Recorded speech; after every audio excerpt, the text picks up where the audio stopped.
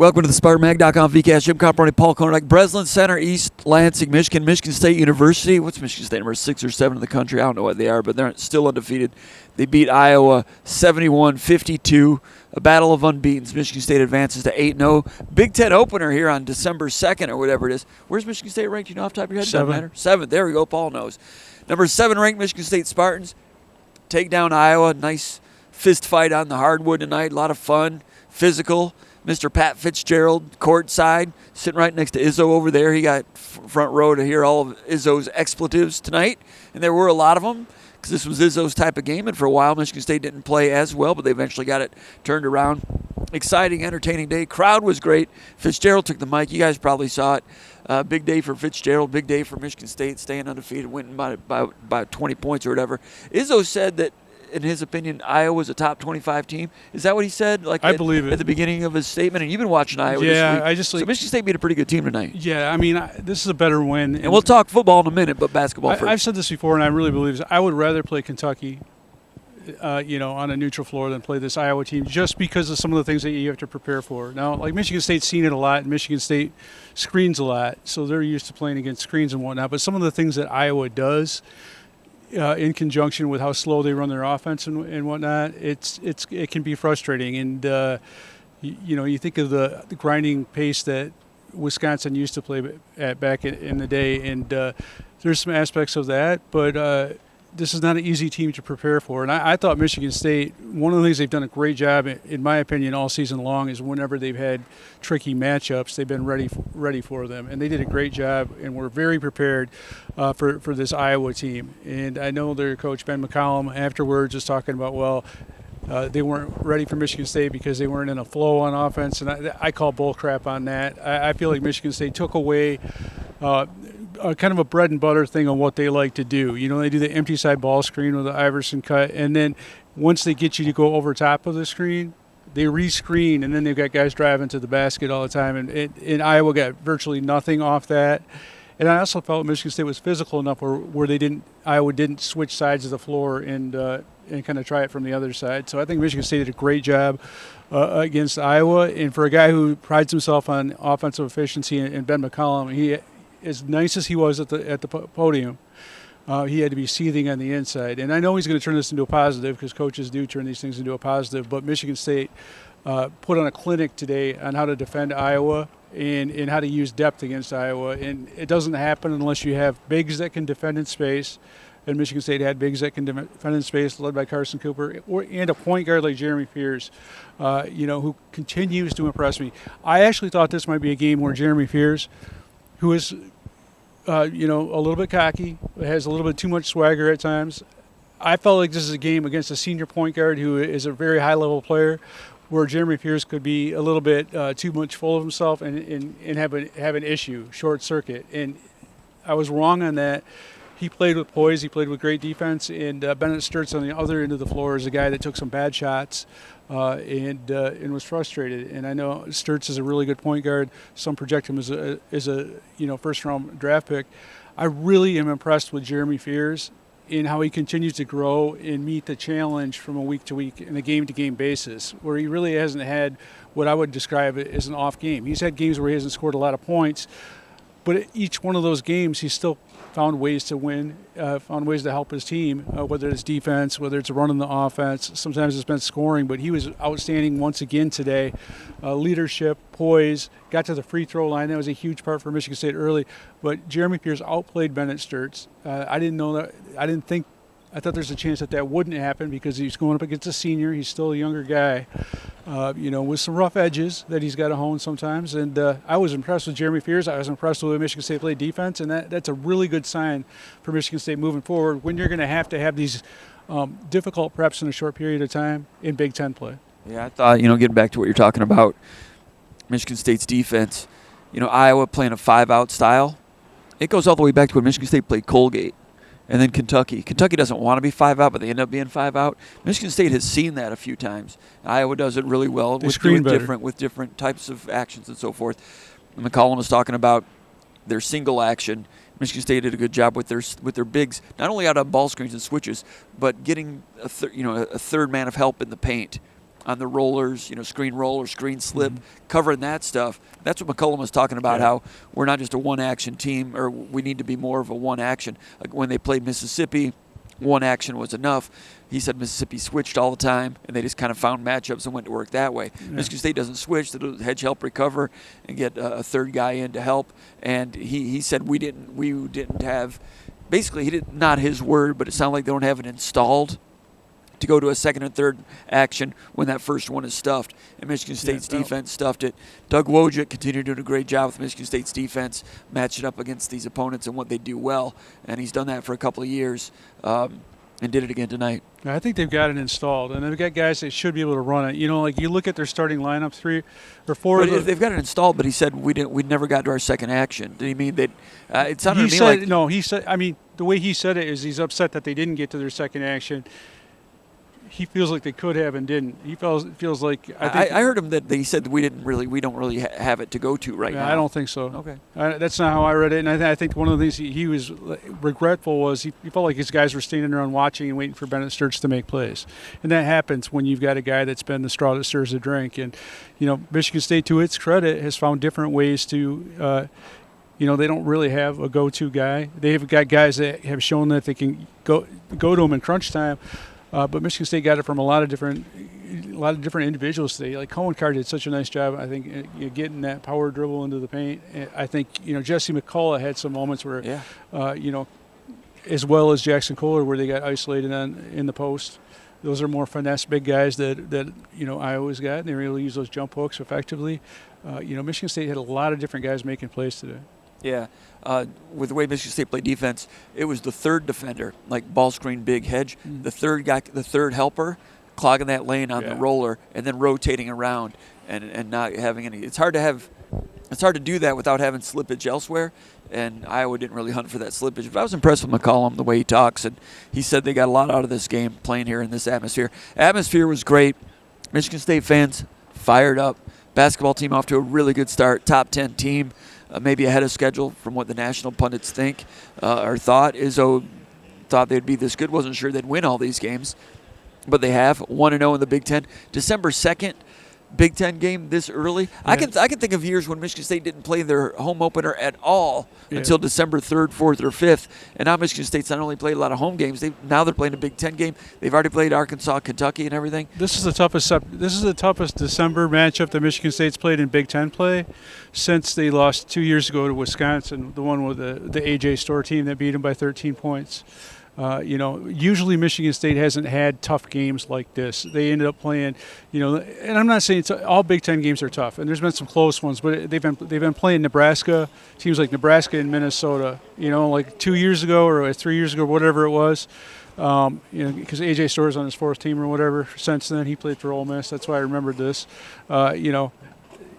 Wisconsin came in here, and Michigan State was a slight favorite in that game, and Wisconsin really kind of undressed them in that game. And Storr scored like 25. There wasn't much film on him or something. I mean, he was tough. He's tough to drive, and Wisconsin had a good team. And they also had bigs that could shoot threes. So they'll be between that and the driver and that type of thing. That was a really good test. I feel like this game was this is the best team that they've played in December, a Big Ten team, which is really tricky because you've got – the distraction of a football coaching hire on campus. And then, not only that, you've got Duke coming in this weekend. So, this is like one of those games where everyone expects you to beat Iowa, and it doesn't matter if you do. But if you don't, then all of a sudden it's a huge, you take a step back. But Michigan State needed this win, and this win will wear well when it comes to the Big Ten race. And Izzo does a good job of bringing his team down to earth when they get too high.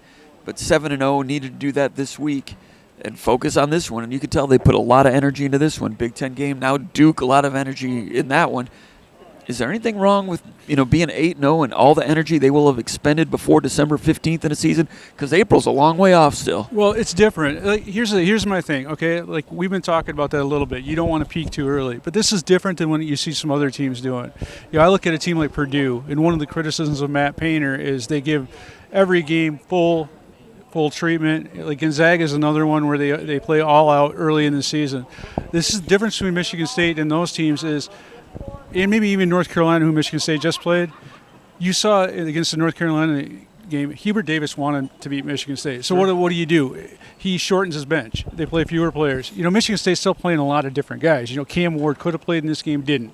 You got Jesse McCulloch playing more minutes. You got Divine Ugachukwu playing more minutes. You got Denham Wojcik out there playing minutes, and so I don't think there's a risk in playing up for these games if you continue to work towards getting towards your ceiling. And Michigan State is not a team that's tapped or is even close to its ceiling. They've got a lot of different pieces that need to find ways to fit together. It's different, in my opinion, if you're playing, your best guys, like Purdue has been guilty of in the past, like 38 minutes a game, just so you can, beat a team by 30 or 40 points, because that's what you're expected to do. Michigan State's not doing that. They're working on themselves. They're getting better, and they're work in progress. But they're a good work in progress. And they got out of this with Fears playing 29 minutes. That's good. And people can say, "What are you talking about, Comparoni? What are you supposed to do? Like try not to try?" I'm saying, you go back to the old Nick Saban adage in football. Saban felt that you could only really tax your team to really, really get into an opponent twice a year. Because if you do it every single week, at some point it's just going to lose its fizz. Michigan State's spent some fizz already earlier in the season than I can ever remember. We'll see how it turns out. They'll get some breathers here as you get toward Christmas and so forth, and some breaks after final exams and everything. Like he said, it's been a taxing few weeks, and he's tested these guys hard, and they're passing tests for him, and they are responsive. Today, Izzo did throw down his grease board once. He was mad at Carson Cooper early in the game for something. And he loves Carson Cooper. He knows he can get on him a little bit like that. And you mentioned McCulloch a minute ago. With Cam Ward not available, that took a big man out of the rotation. Carson Cooper had his second foul midway through the first half. So now all of a sudden, McCulloch had to play extra minutes. He got his second foul, went back in late in the first half, but McCulloch ends up playing a career-high 17 minutes, 4 of 6, 9 points. He banked in a three-pointer. Doesn't really count. It counts on the stat sheet, but he missed that one. But he turned down some open threes, and we know he can make those. But staying within the framework of the team, not hunting shots, turned down some open threes, made some passes, set some screens, took that three-pointer when the shot clock was down, but showed some touch with turnaround jumper. He's got that sweet release. Number 7 for Iowa, what's his name, Flogeraris. They got their sticks up high a couple times, and and McCulloch was just like, man, he wasn't gonna square up with him or anything. Just kind of walked away.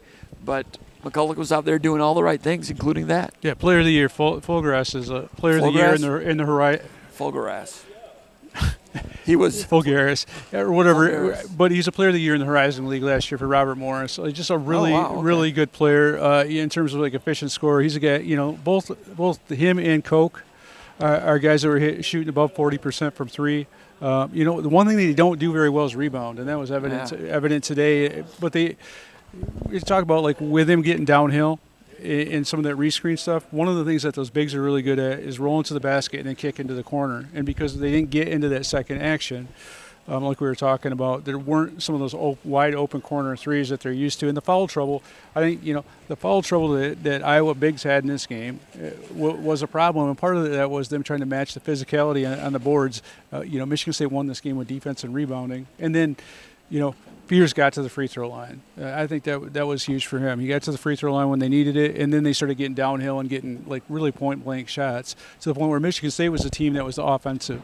It was really good with their offensive efficiency tonight. Something we're seeing a lot with Fears, that relentlessness of his off the drive, stop and go dribble with his strength and his quickness. Yeah. He gets a half step on people, and he draws fouls really well going to the rim. Yeah, and the way they're doing it now with you getting you're getting the carry. Continuation, like in the NBA, that I think that really benefits Fears. Because he's really quick at going into that shot, even if he had no intention of shooting it, and he's going to get a lot of trips to the free throw line. But the way his ability to shoot the free throw, he's got much better at that. So Kurtang plays 60 minutes, gets the start because Trey Fort was apparently a little under the weather or whatever. Trey Fort ends up playing only 13 minutes. Jordan Scott comes off the bench 19 minutes, 6 points, hit a three-pointer, a couple of big offensive rebounds, had a nice steal in the second half. Tang made some shots, and then he committed a turnover, and then he kind of lost focus on defense once or twice. And he was having a pretty good statistical start, but after that happened, about 5 minutes into the second half, when it was his turn to come out of the game, Izzo gave him a pretty stern what for over there. Meanwhile, Jordan Scott, maybe his best game since the Arkansas game, possibly, hits a three-pointer, did some other things away from the basket. Izzo, he's asking for some two guards, someone from the two-guard talent pool to rise up and give him a good shooting guard. Kurtang began the year as the starter for one regular season game and two exhibitions. Then Trey Fort, and Tang struggled earlier in the year. Fort started, been some slippage there. Kurtang has gotten better lately. Meanwhile, Jordan Scott is learning as he goes and sometimes flashes some real good ability. Izzo just wants somebody to play like a starter. Those other guys can be good relievers, reserve players. I don't know who's going to emerge as the starter, but like Izzo said in the postgame press conference, if and when we get someone like that, we can go from good to very, very good. I don't know if it's going to happen. I kind of thought it was going to be Fort. I think he's a little bit. He's not as far along as I expected him to be, and he's still working at it, but he's got a long way to go to still learn how the game is played at Michigan State. We've seen this before. I'll go back to Bryn Forbes, how bad he was on defense. I'll go back to Aaron Harris. How long it took him. There's a lot of guys over time, and like Michigan State doesn't have to ride or die with one of those guys, so they are getting pulled out of the game. I thought Kurtang before he got yelled at, I thought he did a couple good things on defense at times in this game, and he kind of erased that goodwill. But Izzo's not gonna, he's not gonna give anybody attaboys unless they're making significant progress, and I guess that's the good news for Michigan State. Michigan State is still a program where Izzo's going to point out the flaws as opposed to everything good you're doing all the time, and that I think that's been a benefit to Michigan State throughout the year. I mean, we have seen guys get better and make some timely plays. I think Tang is getting better.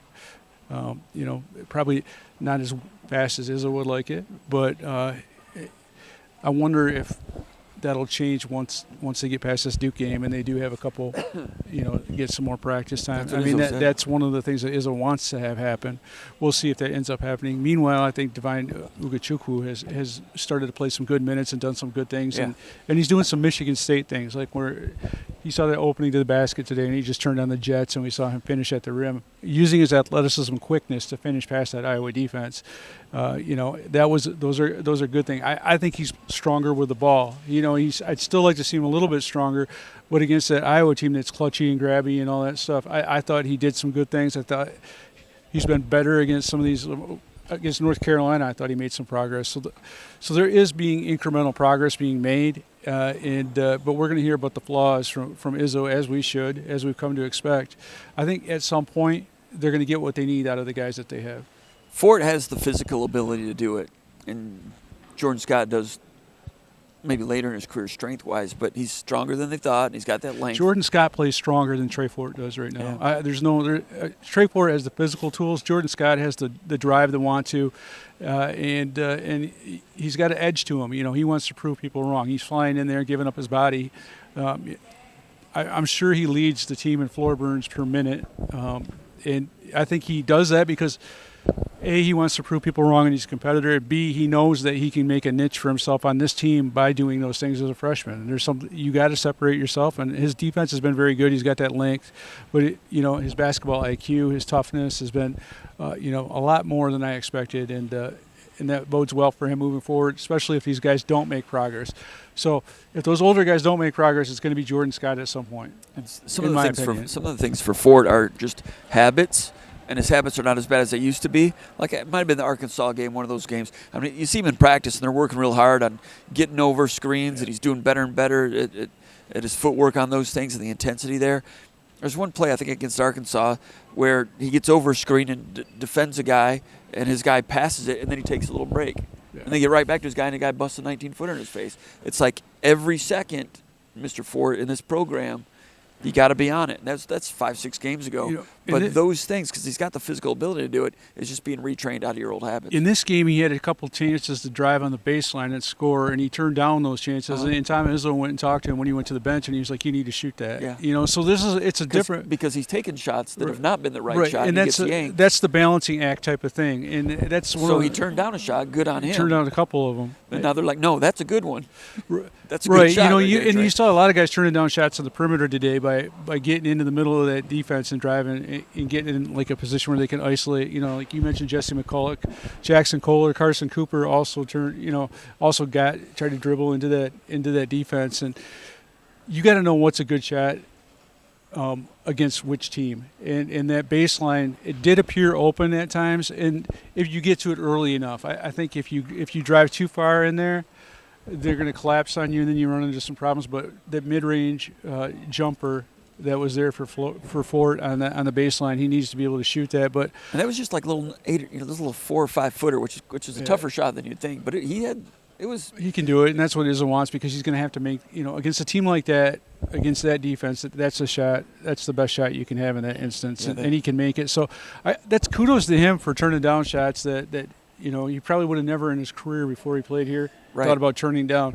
Now he's got to get to the point. He's trying to do the right thing. He's trying to do the right thing, but now you got to get to the point where you can find that sweet spot, because at some point he is going to have the green light to do some, to shoot tough shots, and he'll need to when they play against teams like Purdue. And like Izzo says, usually the best scorers for a lot of teams are those 2 guards and 3 guards.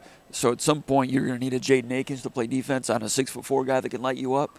So does Konyndyk guard that guy?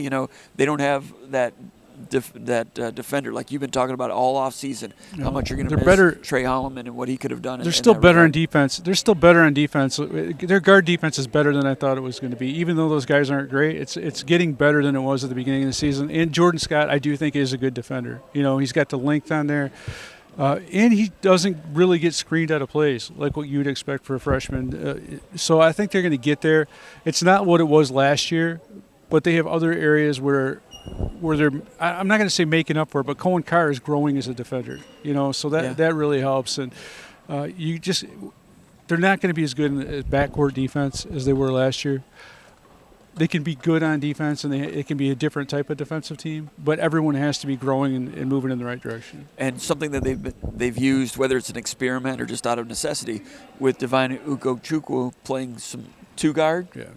Now, what that gives you when you run into a team with a really good shooting guard, and if Michigan State's having trouble with that, theoretically you can put Fears on a real good shooting guard, and then Divine can cover the other team's point guard. And then on an offense, Fears becomes the point guard, and you flip it that way. But Fears, maybe can become a lockdown defender against a shooting guard if and when it comes to that with 12 minutes to go in a game. I don't know. There were times when they'd put Cleaves on a shooter way back in the old days.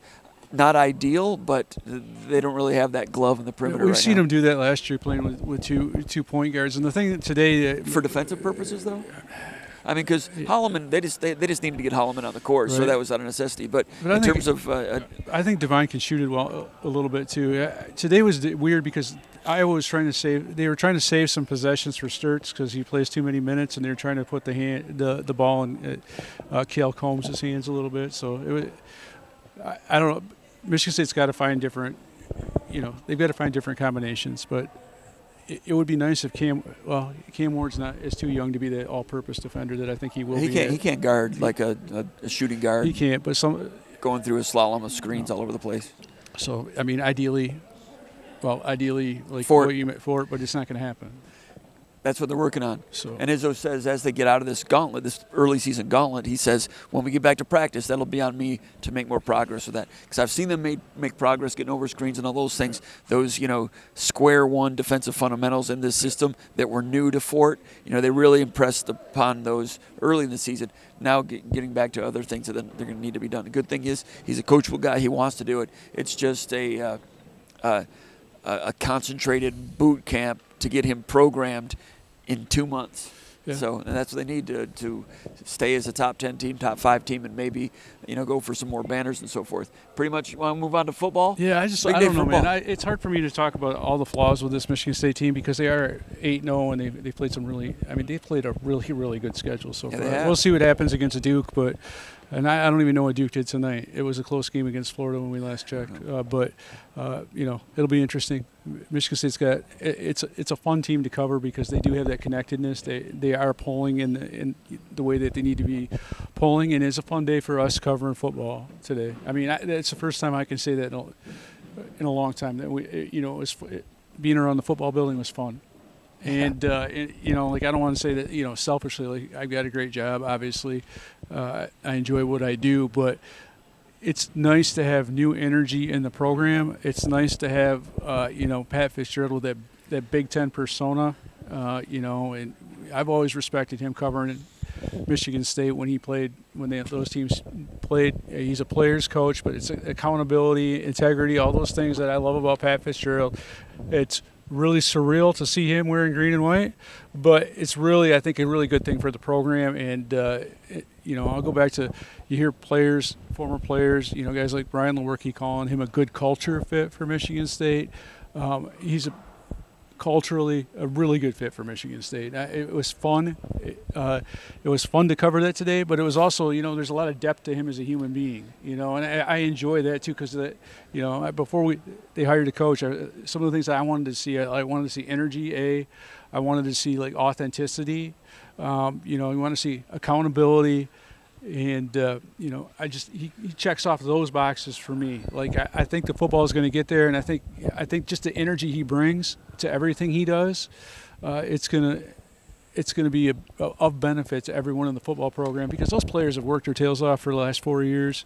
You know, not obviously those guys haven't all been there, but they've been through the ups and downs and stuff like that. They need new energy too. They need someone to kind of push them in the right direction. I think it's going to be great for the program. I think it's going to be great for the university. And I'm looking forward to seeing what the next chapter of Spartan football is. And I can't say I felt that way for a couple of years. I agree. And we've all known what Pat Fitzgerald's been in a long time.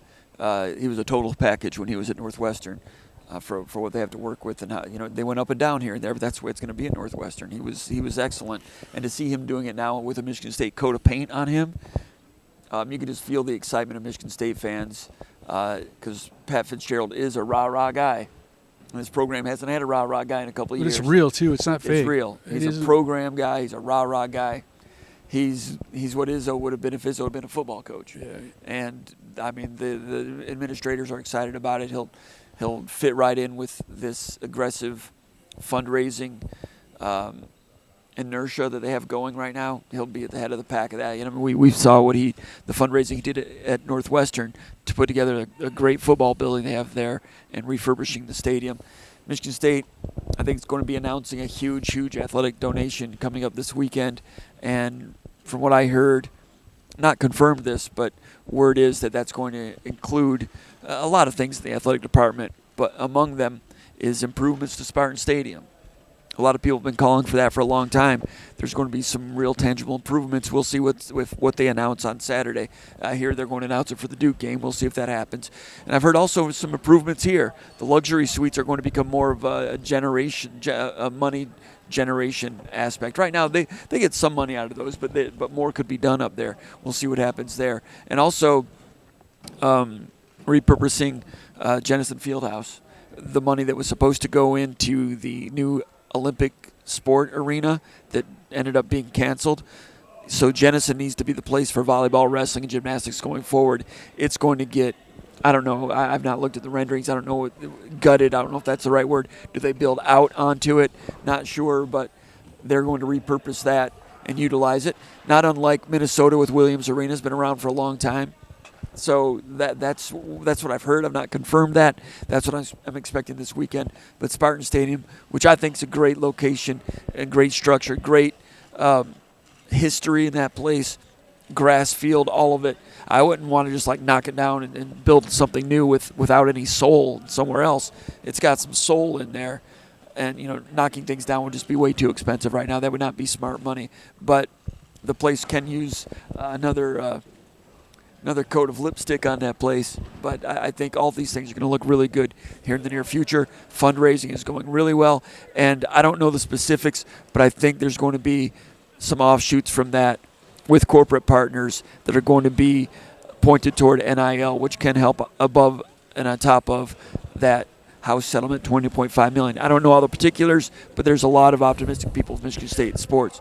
Now, as far as football, you want to get back to football again? Yeah, just one of the things. I've been listening to a lot of what Pat Fitzgerald's been saying before he got hired, and you know, a lot of people are saying, well, he didn't do anything with NIL at Northwestern, but you know, or you know, he didn't take advantage of that kind of stuff, and they slipped at the end. Well, Northwestern is in a tough situation in terms of like they had their best players leaving, and you can only recruit a certain type of player there. But I've enjoyed listening to what Pat Fitzgerald has been talking about in terms of like his time away from football and how he spent that in terms of educating himself. And he is a rah-rah guy, and he is an emotion in the sleeve guy, but he's also a smart guy, and you can tell that. And he's thoughtful, and he's like a more charismatic version of Mark D'Antonio, in my opinion, in some ways. But a lot of similar qualities. Those guys believe in hard work. They believe in relationships. They believe in, putting people in a position to succeed and then pushing them to get there. Like a lot of the Izzo type of stuff too. So, but some of the stuff that he's been working on in terms of like, it's almost like the baseball equivalent of like a kind of an old school coach going back and learning some of the analytics and trying to kind of mesh those two philosophies. I think that Pat Fitzgerald has done a nice job educating himself on the ways to be successful in the NIL portal era and the ways that you want to avoid. Like over one way you want to avoid is overspending on players that aren't worth it just to make fans happy. Those are type of things, or neglecting areas of need in your program because you're worried about what a talk radio show host wants. I think he's got a good balance between kind of that blood and guts kind of coach and the brain side of it, and I think he's going to put together a great staff, and they're going to do a new really nice job with the NIL side of it and also the football side of it. He's got so much on his plate right now. Yeah. Just landed. Signing day is Wednesday, so he's got to try to get in touch with as many recruits as he could on Tuesday or Monday night, trying to secure that class. I don't know why signing day is this early and so forth. And then you have players are going to be leaving campus on Friday. Winter break is coming, so you're trying to keep those players in the program. And if you don't do that just right, you can end up like Purdue last year where they lost everybody and had 71 new players coming in. They don't want to do that. He met with the team today. I spoke with one or two players after the press conference today, and they said it went well. They're excited about it. They want to learn more about who the position coaches are. So he has to hire a staff, finish recruiting, and talk to the players. These are things that can take weeks and weeks. He's got to do it in 72 hours. But he's looking forward to it. That's like a lot of people would be like, it's daunting. I get it, but he's looking forward to it. He wants that weight on his shoulders. And what I enjoyed today, one of the things comments that he made a lot of them, but he was talking about how he wished he had more time to watch film so he could watch all like game film, like complete game film on these recruits, because he has to go by highlights and and that type of stuff, and he said to go by summaries, handed to him over Zoom by recruiting assistants, and all that's well and good, and he should be talking to the people in the building and learning from them. But it was very refreshing that he was talking about, hey, I really wish I could have watched 5 of these guys' high school films. Now, he didn't say that. Meaning the whole game. He didn't mean, he didn't come out and say continuous copy, but I know that's what he was talking about. And, yes. I went on, I was a little snarky on Twitter this afternoon, and I said, I think Pat Fitzgerald probably watched more film in 24 hours, his first 24 hours, than Mel Tucker watching his entire time here. I wouldn't say entire time, maybe the last 2 years. I was being sarcastic about that, but like someone retweeted to me like, why would you say that? And I was going to say, like there's a couple examples I could say of that, but it was really refreshing to see that you have a head coach like a Mark D'Antonio who's not going to just say, hey, we've got 25 scholarships to give, I'm going to take your word for it. That really wants to get down and get guys that fit Michigan State and aren't taking plays off, because that's what you can see when you see that continuous copy. It's not the play they make, it's what plays are they not making, or how could they have helped out in a different way. If it's a receiver, are you running a route when you're not the primary? Those type of things. And those are the intangible things that made Michigan State, I think, really good when Mark D'Antonio was here. The value of those things, and that's what Michigan State needs to do in the future, among other things, to be competitive in a time of parity in college football. Yeah, and by continuous copy, he means like the whole game, not just highlights, but just like the entire every snap of a game.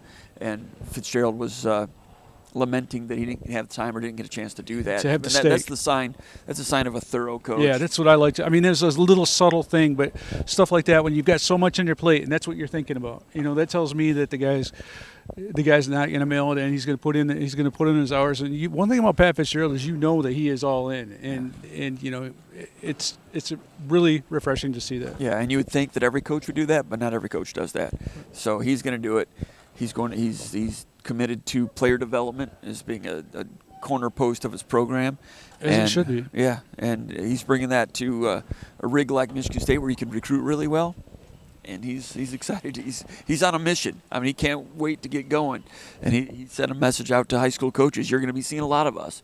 That's another thing that if you're a Michigan State football fan, you're happy to hear. It's, when D'Antonio was getting it started, a lot of it was not that complicated. He just kept doing 2 + 2 = 4, 2 + 2 = 4, 2 plus every single day in every aspect. He was just doing some easy calculation, what you're supposed to do. Is you show up and watch all the tape. You go see all the recruits. Go see all the coaches. Things that take time.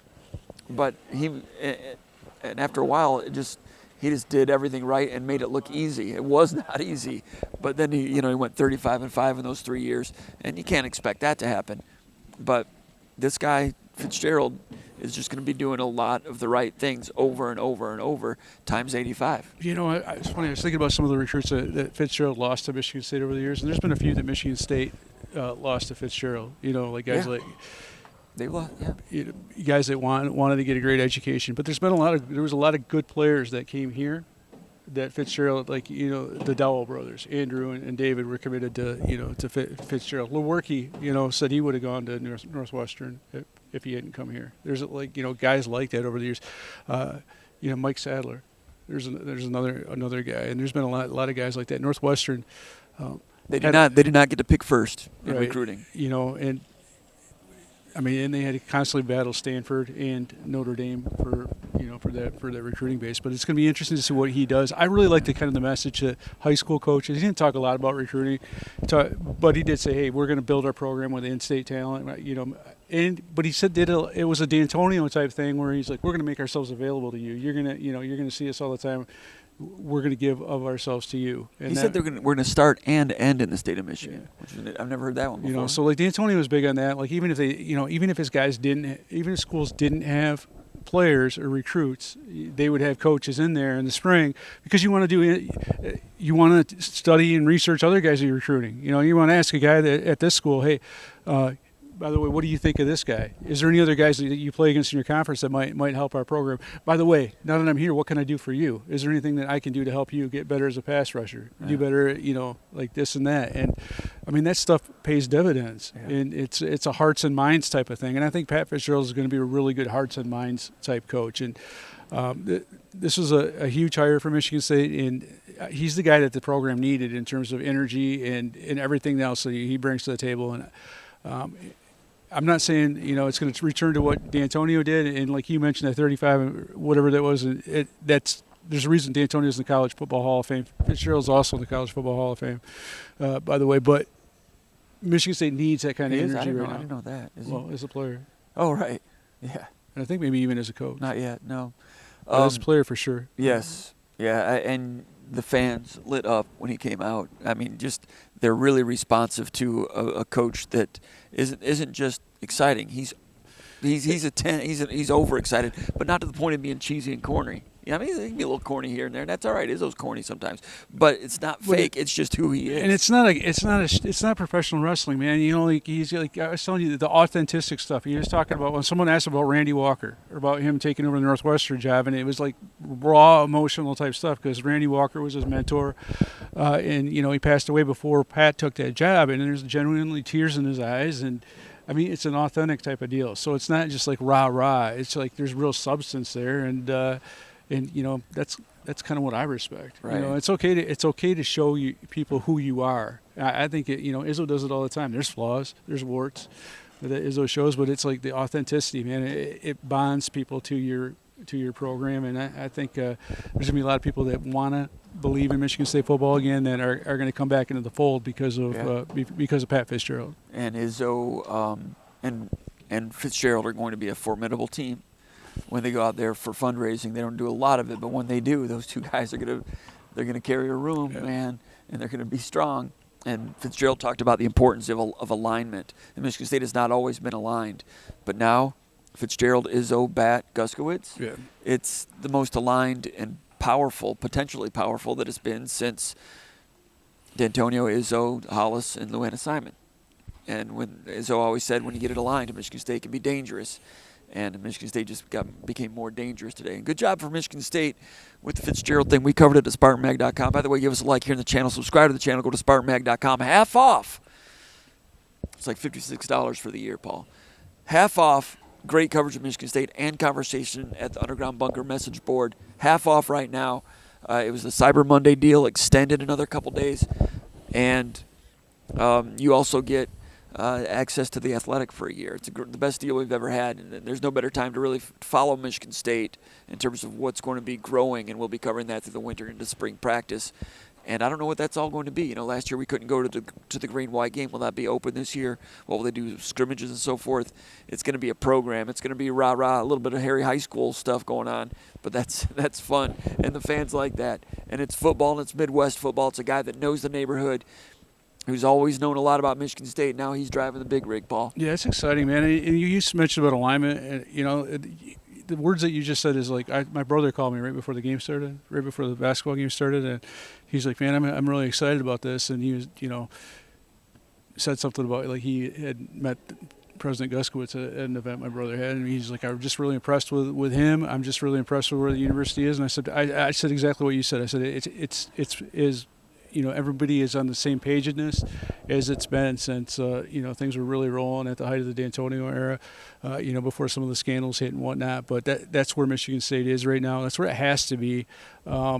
This has always been a place where, you know, where coaching staffs, where athletic departments, where people are, there is a strength in numbers type of thing where you're not competing against each other. Obviously, you are for dollars and whatnot, but there is a community aspect of Michigan State that it's stronger here than other universities, almost probably anywhere in the division, you know, in the Big Ten and the Division I ranks. I'm sure there's other small schools like that, but this place is better when everyone's working together, and if there's no division. And that alignment thing is really, really important, and Michigan State's got it. There's been several years where it wasn't there, and that was one of the problems. So I think that's another reason to be excited about that, and I think you're going to hear that word quite a bit more. It's so hard to win in football in this conference, and some programs can do it with an engine that's slipping a little bit. Not Michigan State. Yeah. It all needs to be firing, and it's a good chance for it to be firing here in the near future. In the future. I hear the schedule 2 years from now is going to be really hard, what they're going to get from the Big Ten.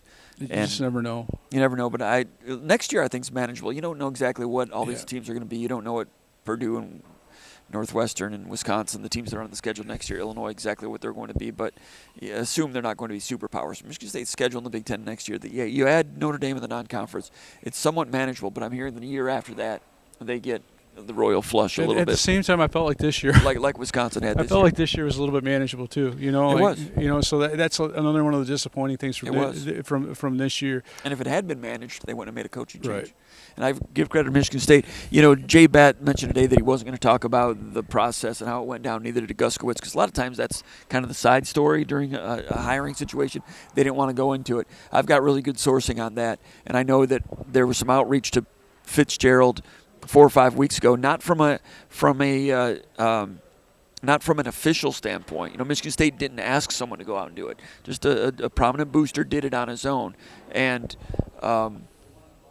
Fitzgerald right away was like, "Yes, Michigan State, heck yes, yeah, I'm interested." You know, in all respect to Jonathan Smith, who was a sitting coach at the time, and his friend. Yes, so you can't really you say yes, but the expedited nature, the calendar, the football schedule, unfortunately, you have to be doing two things at once. That went on, and that booster relayed the information to Guskowitz and Balk and his guys and Bat, so they knew about it. So as the Michigan State football season was going downhill, they gave Jonathan Smith every opportunity to gain strength and rally at the end. And he almost did. And there was talk near the end of the season they might stick with him. But in the meantime, they also had the shadow search going on. There were some others that they were feeling around a little bit, which is a smart way to do it. It's the only way you can do it, because if you go all the way to week 12, like Michigan State did, and you fire them the day after Thanksgiving, you can't start then. You need to have already had something going, which they did. And they didn't have to go much further than Fitzgerald, because Fitzgerald, we all know what he is, and I had great respect for him when he was at Northwestern.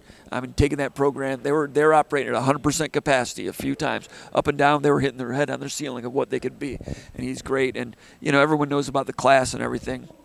There was the scandal, but he was exonerated from that. Everything else was exemplary. Just a model college football coach. Model. So when Bat and Guskowitz and those guys asked around and looked into it a little bit more, talked to D'Antonio, probably talked to Izzo, I don't know. Probably did. Just, what do you think about Pat Fitzgerald? A pluses, A pluses, A pluses. Boosters, same thing. Most of them liked it. Everybody's checking into it a little bit more. Had to vet all that stuff. But he was interested. He was available. And everybody was, like, all in with it. Then you could just kind of wait. You knew you had him if you needed. There was a chance Arkansas or Penn State was going to come get him. But then you let the season play out and do right by Jonathan Smith. Give him support to maybe work his way out of it. Didn't happen. Ended up, a lot of Michigan State fans are like, we should have fired him 4 weeks ago and all those things. Ended up, played it like a symphony, in my opinion, Paul. Yeah, I mean, a lot of people were really angry with Jay Bat. Like, what's he doing? Why is he doing it this way? But it was handled in a classy way, and it was handled in a way where either if it goes down like it did, if things are differently, then either things are completely unaligned or whatever, and you don't know, like, you don't have a plan. But Michigan State, they kept things close to the vest. They did things the right way. I think Jay Bat handled himself with class today. One of the things he did say is that, he didn't give details, but he said it was his job to be prepared for any eventuality. And I think, that right there in and of itself is a leadership type statement, because it's easy to, kick the can down the road or whatever and say, hey, listen, I think, just hope that things are going to go right or whatnot. But, you've got to have different contingency plans. And I think, we don't know Jay Bat really that well. He's only been here a year. He has been pretty quiet on some things, which kudos to him. I think a lot of people were upset out there because they want to be, everybody in that booster class, donor class wants to be kept in the loop, but you can't run things that way. You have to have privacy, secrecy, all those type of things to do it the right way. Michigan State handled it well, and they got the guy that they needed. Meanwhile, who knows with a school like Penn State? I thought, Fitz would have been a perfect fit for Penn State as well. Even if let's say they do get Slonny. No, he's pulled out. He's pulled out, but yet, even if they had gotten him, to me that's like the most bizarre fit you could ever have in Penn State, given some of the background stuff. It's like I think Michigan State got the guy that fits them the best under the circumstances, and I'll go back to that culture match type of thing because I think it's a big deal. And he brings the juice in terms of energy, and it's real. It's not fake. It's not like slogans. It's not Deepwater woodshed bullcrap that we heard under Mel Tucker. Or, people riding around campus in stupid cars. On a recruiting trip and hearing that this is how it's going to be when you get to the football program. You don't have Air Jordans and cigars. You got a guy working his tail off and getting excited to get on Zoom calls until his voice gives out, talking to recruits. Michigan State's a place, it's a blue-collar place, a place with toughness, hard work, and all that, and it's cool to see that back in the football building. Substance over style, and one of his quotes today I put in a headline at SpartanMag when he said, toughness was born here. Yeah. That's a good one. Going all the way back to the 60s. I assume that's what he was alluding to. And there's a lot of old football people that would there's an old-timer from Michigan State sitting a couple rows in front of me. I should know who it is, but I'm not sure who it was. And he kind of nodded at that one. I can't remember who it was either. It was good times. Now, here's another thing. With the culture, and as long as Michigan State, as long as Fitzgerald can maintain a lot of the locker room without losing wholesale transfers, there's going to be some. But if he can keep a lot of those, he will find that Jonathan Smith had some good characters in the locker room. And the culture, I think there's some good talent was too. getting there. That's one thing when D'Antonio took over, John L. Smith, there was some pretty good character. John L. had to reshape things because things had really flown off the handle at the end of the Bobby Williams era. I love Bobby Williams, nothing against him, but it was a little bit of a substitute teacher thing going on. Nothing against substitute teachers either, love them too, but it was just out of control. So John L. had a lot of work to do to get the Lions back in the cage a little bit, and when John L. Smith was fired, D'Antonio took over a roster of a lot of good young men that were ready to get to work. And I think that Fitzgerald, if these players will stay, Fitzgerald will find that they've got some characters, some of that culture. That part of it won't have as far to go as other parts. Yeah, I think he's engaging. It's a credit to Jonathan Smith. I think a lot of guys will stay, and maybe some of the guys that aren't going to stay. so be it. I mean, it would be really nice if they were able to keep their quarterback, if they were able to keep. I think they will. And I think the fact that Fitzgerald's an Illinois guy, I think and it's a blue collar. I mean, and Alessio's dad, who's an assistant coach, very good one for a very good team, played for a state title tonight. He vocally conference. said he was 1,000% against the firing of Jonathan Smith. That's a coach sticking up for a coach. I understand that. I think he will also acknowledge. I'm sure that he will see that Pat Fitzgerald will be a good person to coach his young man as well. Yeah, I think so too, and I think it'll be interesting to see who they hire as coordinators and whatnot. But that's a chapter for another day. Tomorrow we got to get through signing day, and then I think that stuff will start falling into place. Hey. Just the news yesterday, like that Cade Kaufman, a terrific quarterback from East Kentwood, one of the most underrated players. As highly as he's ranked, I understand that, and you and I've been around high school football in the state of Michigan for a long time. There's been a lot of great quarterbacks that come out of the state of Michigan. He is really, really good. He's way up there among the best. And he's a 4-star recruit. He's national top 250, top 300. But we've seen some other quarterbacks come through the state of Michigan and get Sports Illustrated attention. And it's fine that this guy hasn't gotten as much. And I've gotten to know him a little bit. And Ryan Van Dyke's very close with him. I speak with Ryan a lot about him, and Ryan is so impressed with his character, this guy, Cade Kaufman. A lot of talent, and he's attracted to the Michigan State blue collar. You can call it underdog, whatever. He wants to be a part of that, and he's a kid that people can be able to root for. He's going to sign with Michigan State. If Alessio's still here, maybe he'll have the luxury of redshirt and get 2 years between those two. And it's really hard to totally project what's going to happen to the quarterback position across the country for any programs, but those two, it's a really good place to start in terms of a talent pool, the most important position. And I think those guys, the demeanor, man. I mean, both those guys fit what Michigan State has. And obviously, like we've been around Alessio, I've been really impressed with how he's carried himself and how tough he is. And like there's never any excuse. He's getting beat up and he's thanking his pass protection. Yeah. For the plays that they did make. So I think those are good things, and I think those guys are going to fit what Fitz brings. But and nothing against Aiden Childs. We don't know exactly. We're jumping the gun a little bit, assuming he might leave, and I assume that's going to happen with the portal and everything. You wish him well. He's got talent. You go back to the NIL thing that we were talking about earlier when Fitz is talking about guys that like you've got to make tough personnel decisions based on the value, the value of people, not your heartstrings or what they think they're worth. So they're, like you might have a guy that did X amount. I mean, Aiden Childs, he's gonna be able to play somewhere because he's got a tremendous amount of arm talent and whatnot. But in terms of what Michigan State has proven-wise with Alessio, a young quarterback, threw for 250 plus in three of his last 4 games. Like those 4 games as a starter, and played against some really darn good defense. The game that he played against Iowa, Fitzgerald was there for. So he saw that in person against Iowa, and that to me, Iowa's Iowa. You can't fake it against Iowa, and that's pretty darn impressive. Right. And so the toughness, and we've seen a lot of good quarterbacks. We've seen a lot of young quarterbacks that people thought were good go into Iowa and get humiliated. Going back to the Nebraska, they just played there, and they had a quarterback that had been doing pretty good as a first-year starter, and he got destroyed over there. So to see what Alessio did there, to see what he did against Penn State, even though the numbers weren't a lot, he got his butt kicked and handed to him, and he just kept on getting up off the mat. So that's impressive. But those are the kind of guys that you want to retain. That's a program guy. Izzo would call him an OKG, our kind of guy. In Michigan State will do well keeping those kind of guys that want to be here. And that's the other thing that stood out to me with the Pat Fitzgerald press conference today is he was all in, but you could tell he wanted to be here. And he made that very clear that he wants to be at Michigan State, and he's excited to be here, and he's dying to get to work. It's a great way to put it. As far as Childs goes, something could happen today, tomorrow, whatever, but he didn't put his name in the portal right away like Mekhi Frazier did, so he's waiting and seeing. I think he likes it around here. He likes his team and everything. Mekhi Frazier cooked his own goose with liking that tweet. What was it? That Fire John L. Smith. Oh, right, yes. Yeah. All right, well, I guess we'll wrap it up. Something I was going to ask, the media scrum, you saw the video here in the SpartanMag channel, the video that you shot. There were so many people. You did a great job. Jim, God bless you. You get kudos for holding on to that microphone and screwing up your back for the next 3 years. That's good. That was pretty impressive, like you hold the microphone in different angles and getting good audio on that. So I appreciate you. All right. Because I didn't have to do it. Team player. We're all team players at SpartanMag. The question I was going to ask, I didn't get a chance to ask a question in that scrum. If I get a chance with Fitzgerald in the offseason and so forth, I'm just curious, like how much is the offense going to be like the offense that we saw at Northwestern?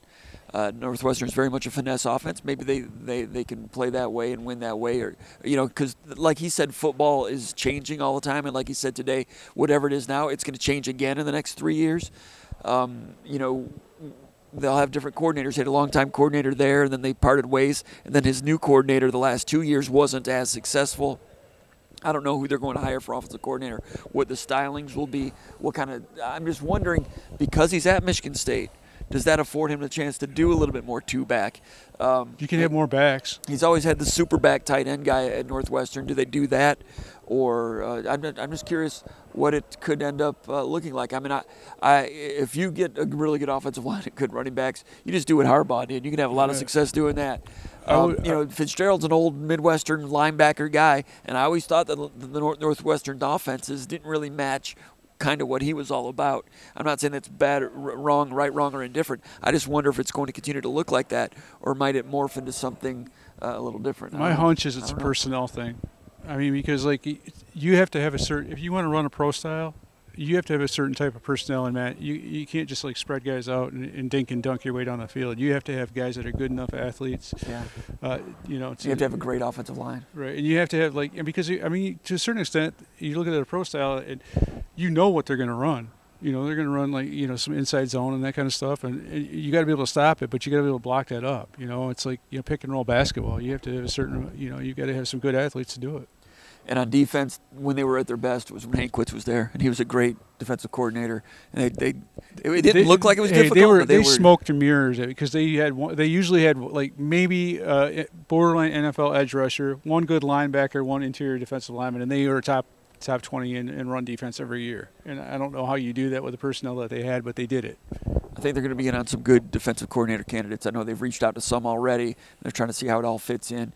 Joe Rossi's a guy that I think Fitzgerald has liked over the years. He's done a good job this year, man. Since he came out of that press box, I mean, you want to talk about like the flip, or the switch that was flipped. Joe Rossi brought emotion to the football team, to the defense. I think Pat Fitzgerald will bring it to the entire team, obviously, but Joe Rossi, I wasn't very high on him until he came out of the press box because I felt like everything was flat and too kind of like they were behind schedule. Robotic. I was surprised after a year and a half that they weren't any better, but then it switched. But the emotion, man, and that's what was missing, and he brought that to the sideline, and I thought he did a really nice job. He looked, in my opinion, he coached like a top 15 defensive coordinator in the second half of the season. He looked like the defensive coordinator that had their best top 15 defenses at Minnesota a couple times. Thought. And the last game against Maryland, they gave up a lot of yards, 28 points. That's a scheme, too, though. Was it 28 points? 4 touchdowns, I think. So they had trouble with that. Without a safety? Yeah. That wasn't so great. Personnel. And Maryland did a good job finding some things, so that's going to happen. All defensive coordinators have days like that once in a while. Gave up a lot of yards, but no pass rush. And no run game for Maryland. So they did a lot of damage through the air, but they were one-dimensional. But it was an explosive dimension. Right. Anyway, with Rossi, could be position coach maybe if it's not a coordinator. He's going to get a job somewhere. He'll have coordinator job possibilities elsewhere. I hear he really likes it around here. He might like to work for but once you're a coordinator, you want to stay a coordinator. Maybe he is coordinator. Maybe I'm sure he would talk to him. I've heard some talk about co-coordinator possibilities from some really good sources. Whether that would incorporate Rossi, I don't know. But Fitzgerald's going to have some people to choose from on his side of the ball. And, got a real football coach in town in terms of all-encompassing all areas. Jonathan Smith was certainly a real football coach, but not all areas. And he'd be the first to admit that. He didn't want to come out here and be something that he wasn't. But Pat Fitzgerald, he's going to be entertaining. He's going to be rah-rah. And you could already feel the juice for Michigan State fans being excited about it. So it's a new day for Michigan State football. And we'll be covering it over at SpartanMag.com. Anything else, Paul? Nope. For Paul Konyndyk, my name is Jim Comparoni. You've been watching the VCast, Annie Slansing, with the Spartans for SpartanMag.com.